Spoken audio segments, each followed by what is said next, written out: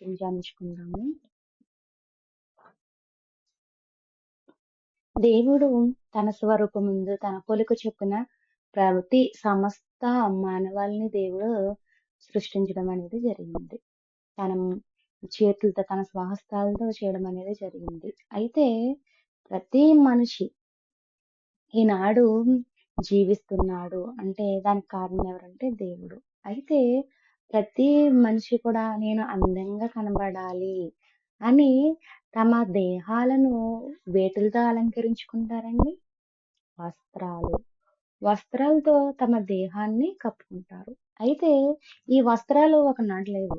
ఆనాడు ఆది ఆదిమానవులైన అవ్వ, ఆదం మొదలుకొని వారికి బట్టలనేవి లేవు. వాళ్ళకి వస్త్రాలు అనేవి లేవు. అయితే వారు దేవుడు చెప్పిన మాట వినకుండా వారు మాట అతిక్రమించారు. దేవుని యొక్క మాటను అతిక్రమించి పండును తినడం వల్ల వారు సిగ్గు తెలుసుకున్నారు. అంటే వారి ఒంటి పైన వస్త్రాలు లేవు అనే విషయం వారికి అర్థమయ్యి వారు ఏం ధరించుకున్నారండి? అంజూరపు మట్టలు వారు ధరించుకోవడం అనేది జరిగింది. అయితే దేవుడు ఇదంతా చూసి ఏం చేశాడు? వారికి చర్మపు చొక్కాలు కుట్టించి వారికి తొడిగించాడు దేవుడు. అయితే ప్రతి మానవాళి అలంకరించుకోవడానికి వస్త్రాలు అంటే వస్త్రము మన దేహాన్ని కప్పడానికి మనము ఉపయోగిస్తూ ఉంటాము. దేహానికి వస్త్రాలు. చాలా మంది పద్ధతిగా చీర కట్టుకునే వారు ఉంటారు. కొంతమంది డ్రెస్సులు వేసుకునే వారు ఉంటారు. కొంతమంది తమకు నచ్చిన వస్త్రాలు వేసుకునేవారు చాలా మంది ఉంటారు. అయితే వస్త్రాలు మన కట్టుకునే కట్టుబట్టులోనే ఒక మనిషి ఏమిటి అనేది తెలుస్తుంది. అంటే పద్ధతిగా చీర కట్టుకుంటేనేమో ఈమె పద్ధతిగా ఉంటది. ఈమె నడవడిక బావుంటది అని అంటారు. కొంతమంది వస్త్రాలు అసభ్యంగా వేసుకునే వారు కూడా ఉంటారు. వారి గురించి కూడా చాలా విమర్శలనేవి వస్తూ ఉంటాయి. అయితే ఇక్కడ ఎక్కువగా మగవారు గాని, ఆడవారు గాని తమ దేహాలని వస్త్రాల ద్వారా అలంకరించుకుంటున్నారు కదా! అయితే ఒక మనిషిని మోహపు చూపుతో చూడాలన్నా ఒక హ్మ్, పరాయి పురుషుడు ఒక స్త్రీని మోహపు చూపుతో చూస్తున్నాడంటే ఆమె వస్త్ర అలంకరణ బట్టి మోహపు చూపు అనేది చూస్తూ ఉంటారు. కాబట్టి వస్త్రాలు అనేది మనిషికి దేహానికి అవసరం కాబట్టి తగుమాత్రపు వస్త్రాలు వేసుకొని మనము ఉండాలి కదా! అయితే మన దేహానికే వస్త్రాలు ఎంత అవసరమో మన దేహాన్ని పాడు చేసుకోకుండా మన దేహానికి వస్త్రము ఎంత అవసరమో అదే విధంగా మనము చనిపోయిన తర్వాత మనలోని ఒక ఆత్మ అనేది ఉంది. ఆత్మ అనేది మనలో ఉంది. ఈ ఆత్మని హృదయం అనొచ్చు, మనసు అనొచ్చు. ఇప్పుడు మనం మాట్లాడగలుగుతున్నామంటే మనలో జీవం ఉంది. మనలో ఆత్మ ఉంది కాబట్టి మనము మాట్లాడగలుగుతున్నాము. అయితే ఈ ఆత్మకు కూడా మరి వస్త్రాలు అవసరమే కదండీ! మానవ దేహానికి వస్త్రాలు ఎలాగైతే అవసరమో, ఈ ఆత్మకు కూడా వస్త్రాలను ధరించుకోవాలి. చూద్దామా వాక్యంలో మనము? అసలు ఆత్మకు వస్త్రాలేంటి? ఏంటి ఆ వస్త్రాలు? ఎలా ఉంటాయి ఆ వస్త్రాలు? అనేది మనము ఈరోజు నేర్చుకుందామండి. మనము వాక్యం యొక్క లోతుల్లోకి వెళ్ళి ఆలోచిస్తే పేతురు రాసిన మొదటి పత్రిక పేతురు రాసిన మొదటి పత్రిక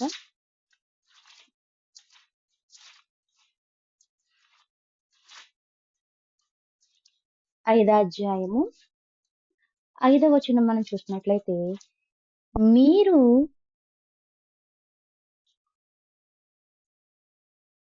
మొదటి పేతురు రాసిన పత్రిక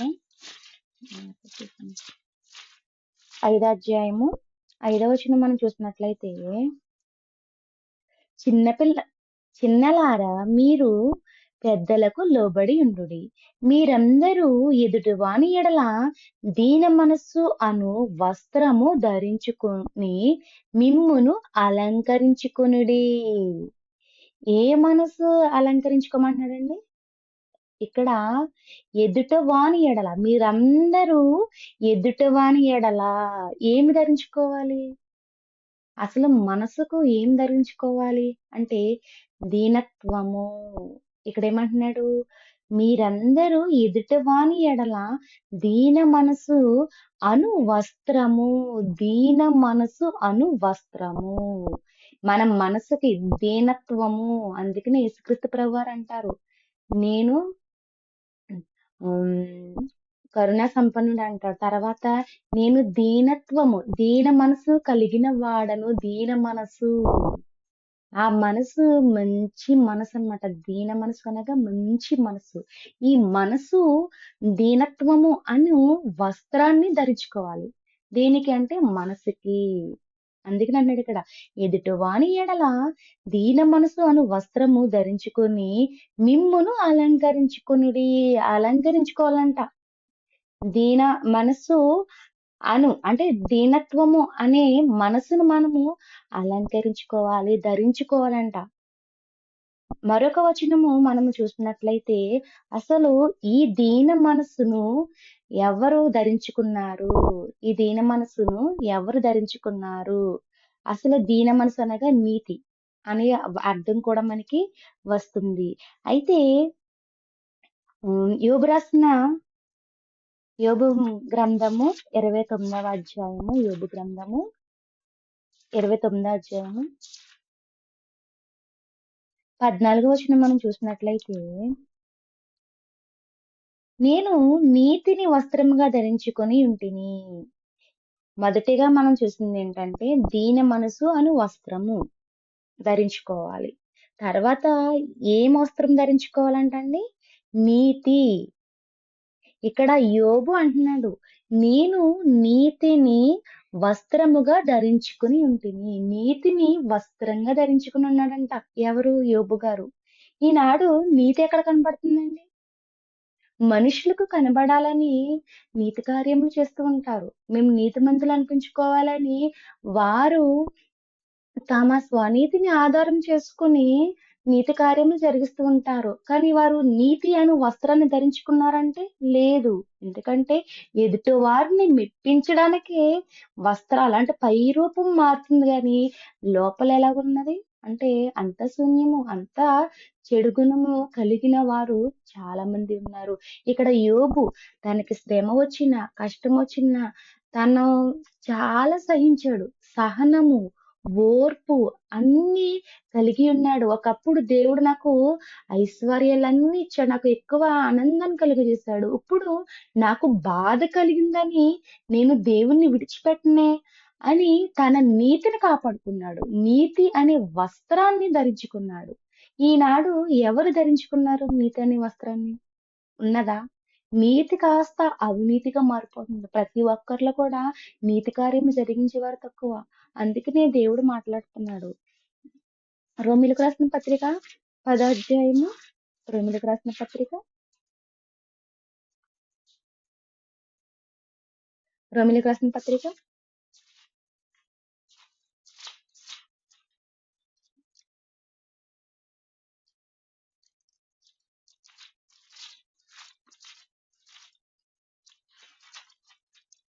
అధ్యాయము 3వ వచనం చూస్తే, ఏలయనగా వారు దేవుని నీతిని ఎరుగక తమ స్వనీతిని స్థాపింపబూనుకొనుచు దేవుని నీతికి లోబడలేదు. ఏంటి?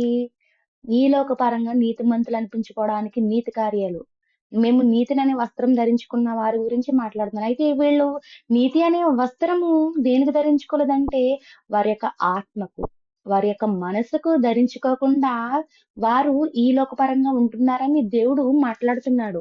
ఏమనంటే ఏలైనగా వారు దేవుని నీతిని ఎరుగక తమ స్వనీతిని స్థాపింపబూనుకొనుచు దేవుని నీతికి లోబడలేదు.